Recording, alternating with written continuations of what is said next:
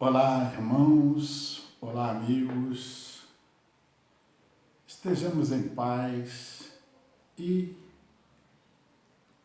possamos distribuir essa paz com todos aqueles que nos cercam. Vamos conversar hoje sobre a gratidão.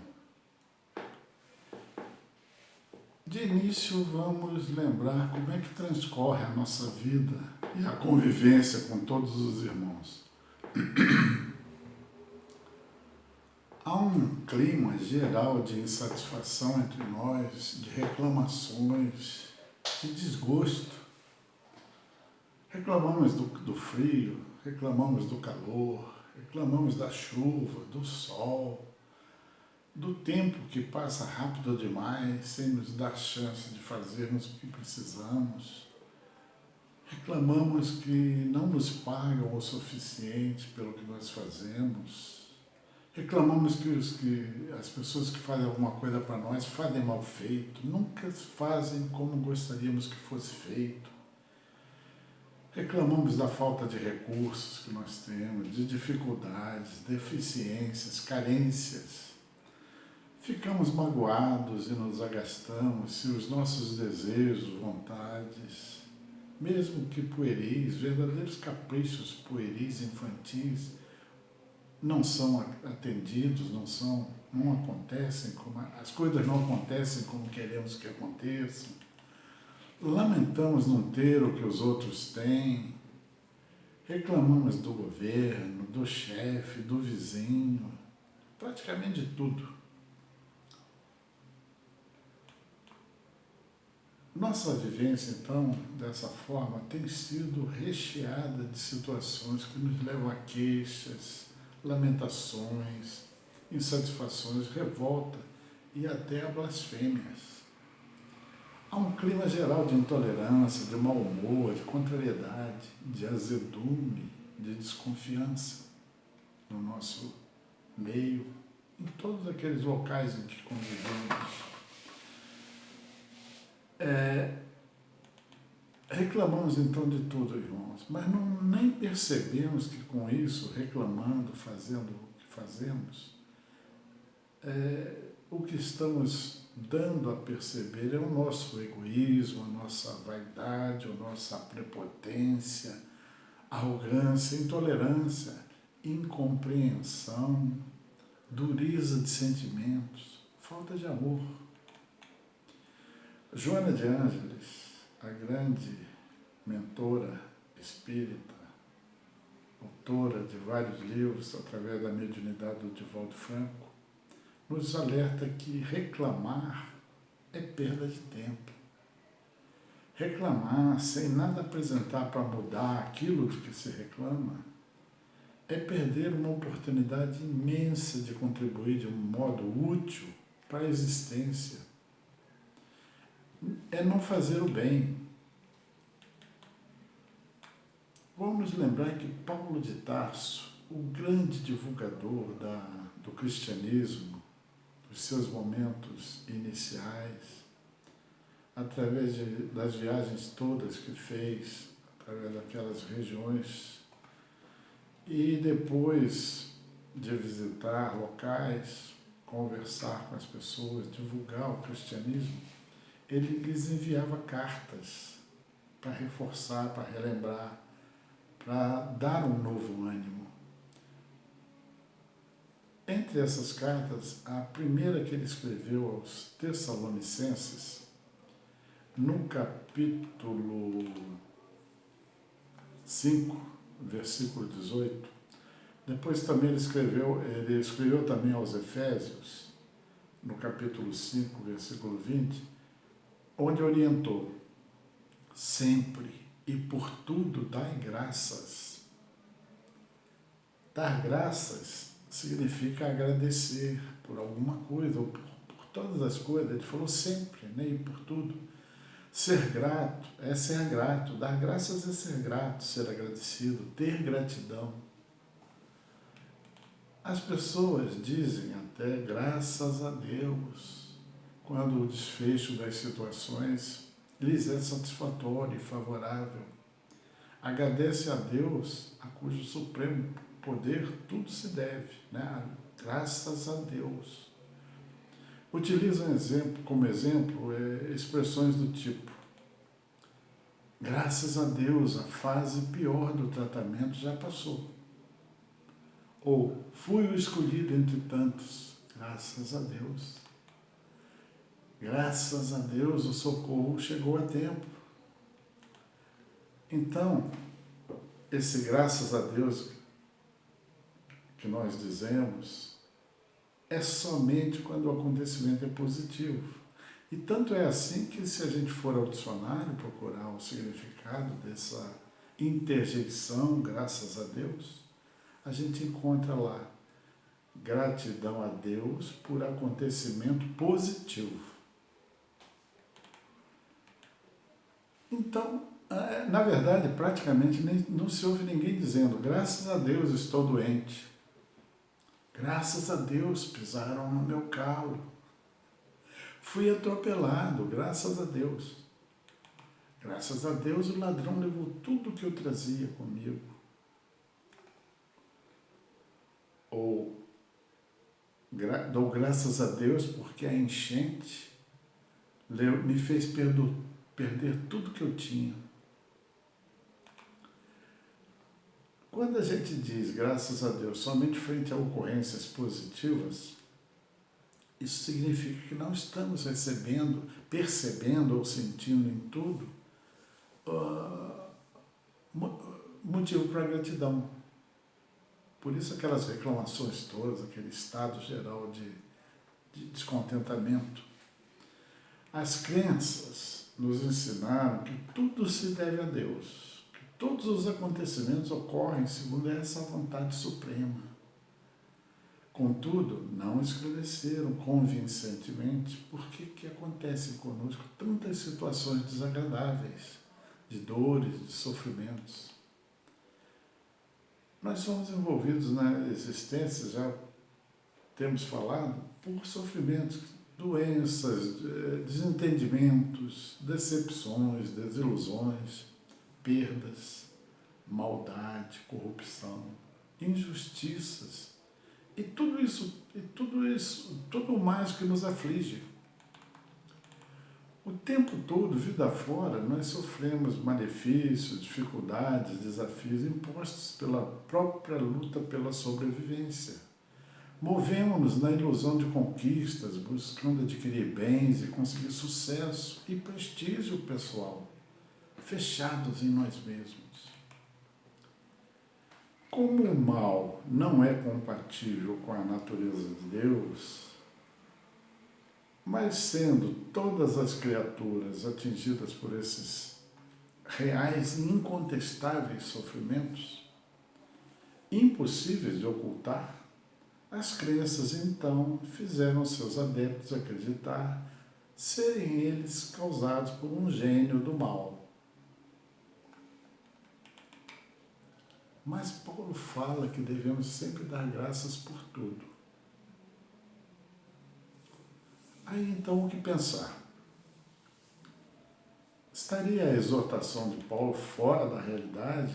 Ou teria ele percebido na mensagem de Jesus, tão denodadamente defendida por ele, algo que as crenças não nos informaram? Nós costumamos agradecer a quem nos dá atenção, nos presta um favor, nos auxilia, realiza serviços para nós.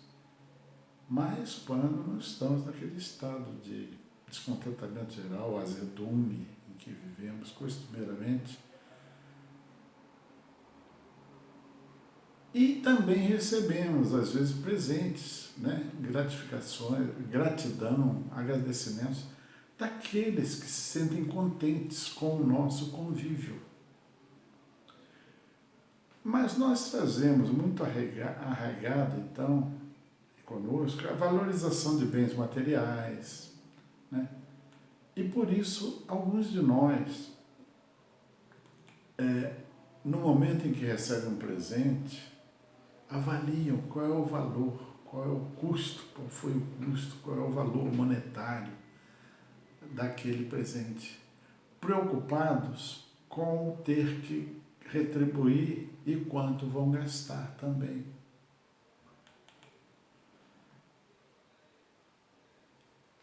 Alguns avaliam até por esse mesmo critério de valor monetário do presente recebido, qual é o valor da amizade, do respeito, do apreço, do amor que as criaturas têm por ele. Raro é perceber e levar em conta o valor da amizade verdadeira, esse valor intangível, o respeito, o apreço, o amor, que segundo as crenças, segundo as religiões, deveriam nortear todos os nossos relacionamentos. Mas não fazemos isso. Enredados nessa roda viva, tomados por egoísmo, pelo nosso egoísmo, nós não agradecemos de fato. E poucas vezes o fazemos. Quando o fazemos é por poucas vezes. Paulo fala em agradecermos a tudo e por tudo. Teríamos então que agradecer pelo mal que sofremos também? Relativamente ao mal, o que fazemos é agradecer quando nos livramos dele. Agradecemos por não ocorrerem conosco essas situações desagradáveis que vemos ocorrer com tantas pessoas. Isso quando agradecemos. Haverá motivo para agradecer pelo que nos acontece de ruim e de mal? Agradecer por perturbações, contrariedades, desilusões, maldades, injustiças? Ser grato pelas dificuldades financeiras, momentâneas ou duradouras, que nos causam privações e carências e só permitem um mínimo, que tenhamos um mínimo daquilo que julgamos necessário para nós? Agradecer quando não temos nada e vemos tanta gente tendo tudo, usufruindo do bom e do melhor? Será que todos esses sofrimentos, esses maus momentos podem ser considerados presentes que mereçam nossa retribuição com agradecimento? Definitivamente, nós não fomos ensinados a agradecer pelo que nos penaliza, faz sofrer ou desagrada, mas sim a pedir e a rezar para que penúrias e sofrimentos não nos alcancem. E se alcançarem, que Deus, os santos de devoção e outras divindades, nos livrem deles. As crenças não nos explicaram, nem apresentaram justificativa coerente, ou lógica, e de forma razoável, do como e porquê os sofrimentos fazem parte da nossa existência. Já falamos, elas atribuem isso à influência maléfica daquele ser voltado para o mal. A humanidade, entretanto, evolui e com o passar do tempo, indagações e dúvidas que vão surgindo vão sendo respondidas, né? Vão sendo esclarecidas.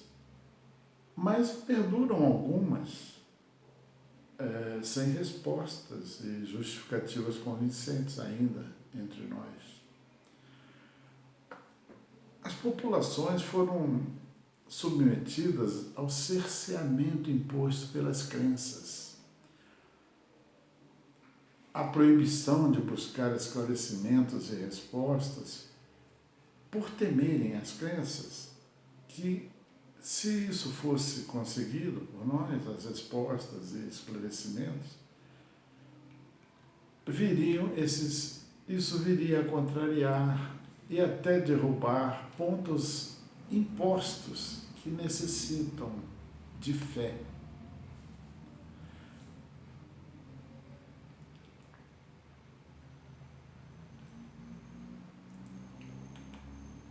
As populações, então, convivem e aceitam têm aceito ao longo dos séculos essas imposições, até caindo naquele marasmo e acomodação que as fazem não procurar, não insistir, por temer contrariar os dogmas impostos, né? Os ensinamentos, as imposições das crenças. Isso tudo, a não valorização ou a não explicação para o sofrimento, a razão para eles, embora Jesus tenha nos falado que são bem-aventurados os aflitos, embora Jesus tenha dito isso, nós não fomos esclarecidos devidamente quanto à razão ou o benefício, com justificativas plausíveis dele nos ter falado isso.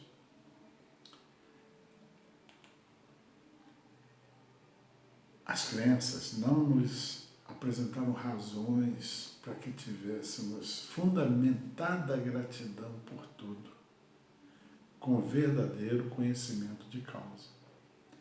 Dessa forma, então,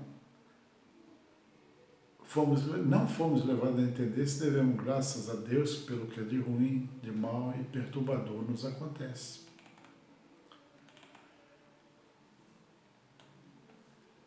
As conquistas da ciência e os acertos interpretativos ou dedutivos da nossa filosofia vão esclarecendo e mostrando pontos que eram mantidos ocultos a nós. Quando as crenças não encontravam uma razão plausível para justificar o que afirmavam, elas rotulavam de mistério.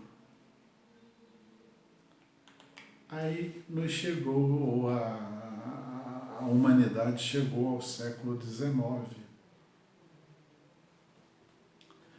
E nesse século,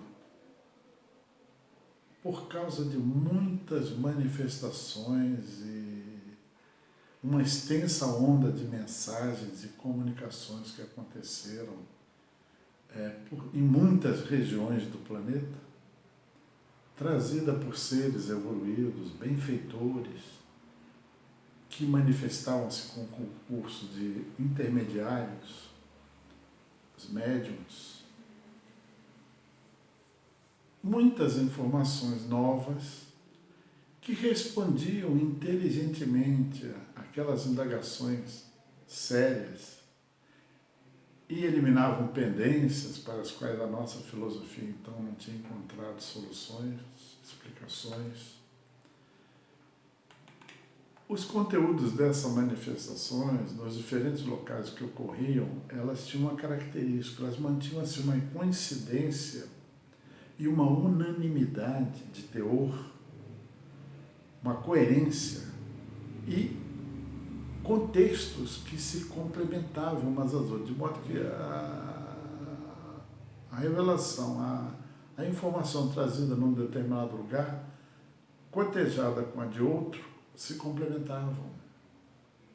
Esses fatos mereceram uma cuidadosa e séria atenção por parte de um professor francês que vislumbrou nelas como que um movimento organizado, planejado, e então, sob a intuitiva orientação superior, ele, utilizando uma metodologia científica, coletou essas informações bastante, outras lhe chegaram, organizou, avaliou metódica e profundamente e concluiu que isso tudo envolvia uma filosofia espiritualista.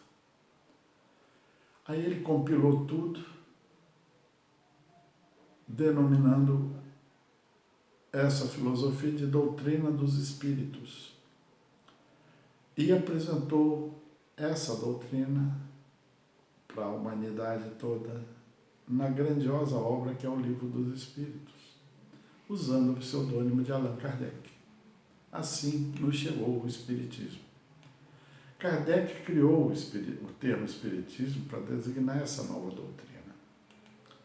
Depois ele desdobrou esse livro, o Livro dos Espíritos, a obra básica, em 4 outras obras que são básicas também, onde ele estendeu um pouco mais o sentido e detalhou o conteúdo.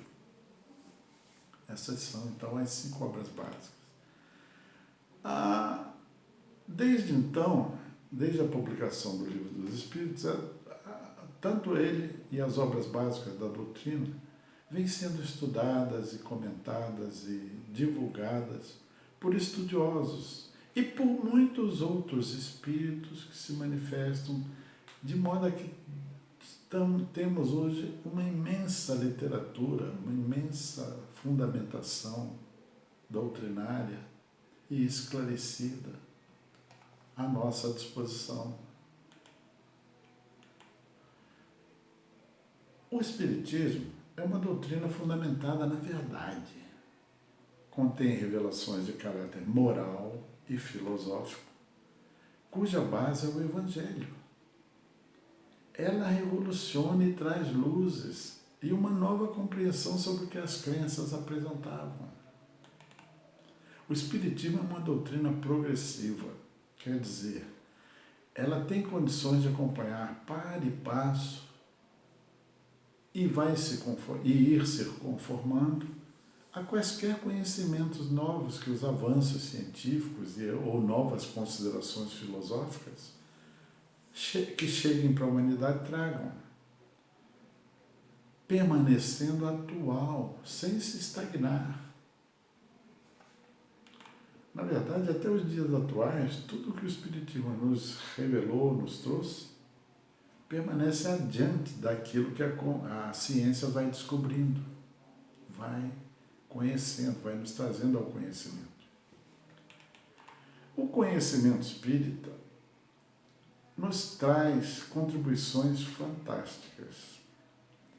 Ele consolida a ideia de Deus único como a inteligência suprema e a causa de tudo na criação, como possuidor de atributos como inteligência, perfeição, bondade, justiça, misericórdia, dentre outros atributos, no grau máximo imaginável por nós.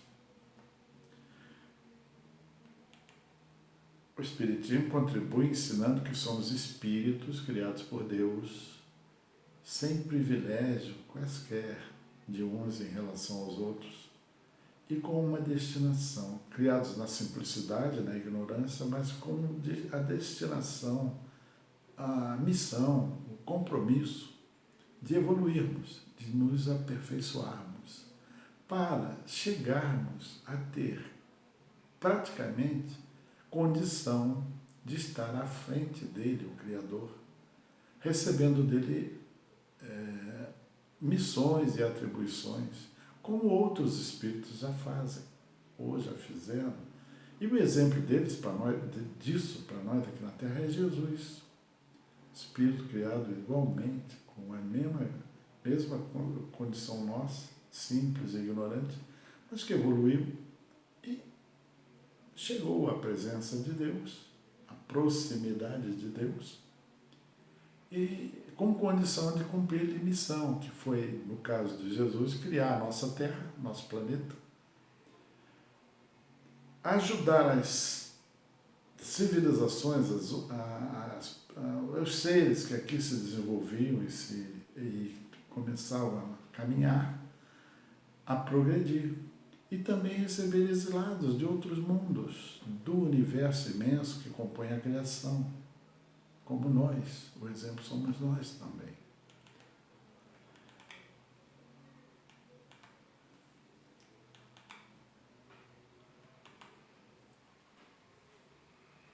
O ensinamento espírita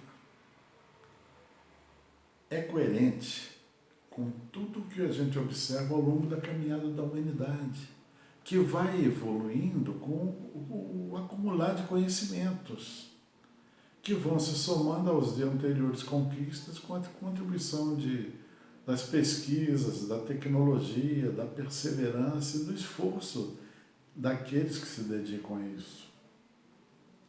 A história humana mostra ser essa a rota normal, do nada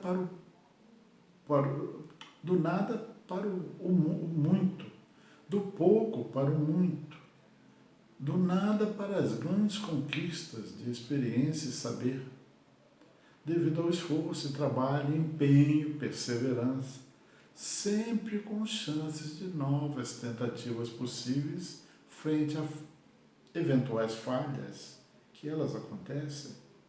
Ainda não somos perfeitos.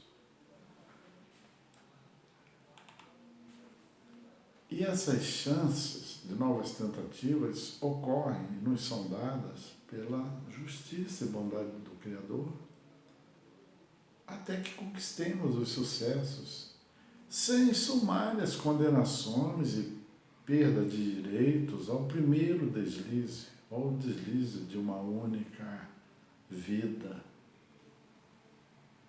Então o Espiritismo esclarece para nós a nossa origem, justifica por que estamos aqui, passando por todos esses sofrimentos e situações difíceis, desagradáveis, e dá-nos o consolo da felicidade futura, de conhecer, de saber que é possível para nós a felicidade futura, garantida para toda a humanidade. Não tem esse nem aquele, essa nem aquela criatura de Deus que não vá evoluir, progredir, se aperfeiçoar. Mesmo aqueles que estão arraigados no mal ainda hoje. O Espiritismo esclarece qual é a nossa participação nesse contexto da obra divina. A ajuda que mutuamente prestamos aos outros, os mais capacitados e fortes, evoluídos, aos menos dotados, fracos, todos tendo a oportunidade do exercício da caridade. Mostra a contribuição de cada um de nós para que aconteça a justiça divina quando cometemos aqueles chamados escândalos, né? Que serão um móvel de expiações e provas, sem tirar de quem contribui para o sofrimento alheio, portanto um mal, a culpa porque deve responder, a responsabilidade. Por sua vez, segundo as palavras de Jesus, que estão lá em Mateus 18, versículo 7, esclarecendo que é preciso que haja escândalos, mas ai aquele por quem venha o escândalo. Então, olhem só, nós estamos contribuindo com a obra do Criador. De certa forma, levando sofrimento àquele que precisa passar pelo sofrimento para aprender. Causando os escândalos, aquele que precisa do escândalo para abrir os olhos. Mas ai de nós que estamos procedendo dessa forma. Estamos contribuindo, mas não estamos irremediavelmente condenados por ter feito isso. Temos novas chances e vamos também aprendendo e evoluindo. Jesus nos disse que somos deuses e um dia faremos o que Ele faz e até mais. Significando o nosso potencial de divindade, com o nosso progresso e aperfeiçoamento, que vamos conseguir com o progresso e aperfeiçoamento que fatalmente conseguiremos, desde que trabalhemos para isso, nos esforcemos, nos empenhemos, trabalhemos. O Espiritismo esclarece que o nosso livre-arbítrio nos permite autonomia e inteira liberdade de ação, sem nos tirar a responsabilidade pelo que fazemos. Razão por que Paulo de Tarso ressaltou tudo nos ser lícito, mas nem tudo nos convir.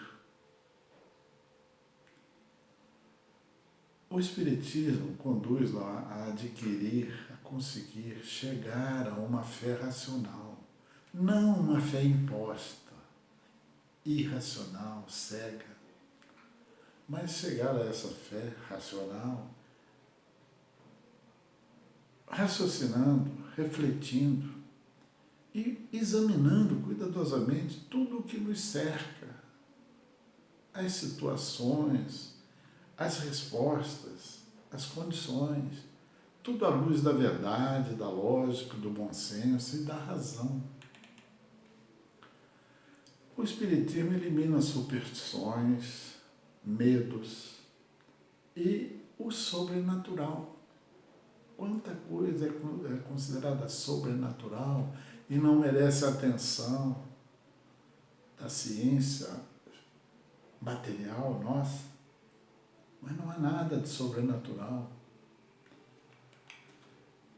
O Espiritismo, é importante isso, leva-nos ao entendimento de que o grau máximo de amor, bondade, justiça, misericórdia de Deus não condiz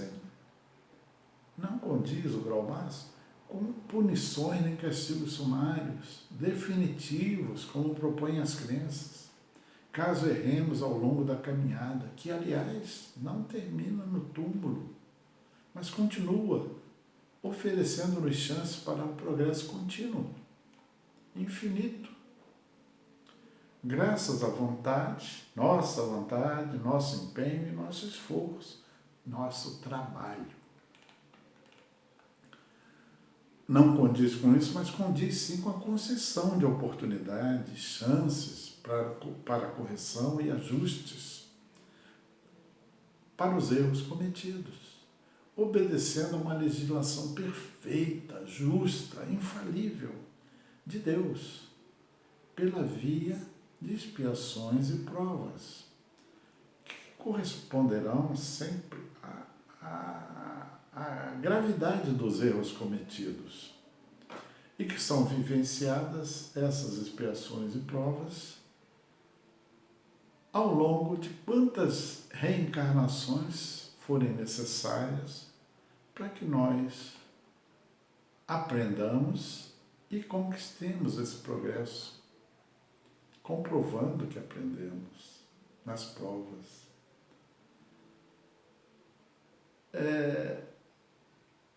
Tudo para nos levar a um progresso espiritual, um progresso moral, que nos impedirão de continuar a cometer erros e falhas. O Espiritismo permite compreender que Deus comanda e acompanha um grandioso e perfeito planejamento estabelecido cosmicamente, universalmente, por sua vontade criadora e organizadora, que contempla seus máximos atributos de amor, bondade, justiça, misericórdia. E todas as atividades que o vão realizar, as atividades que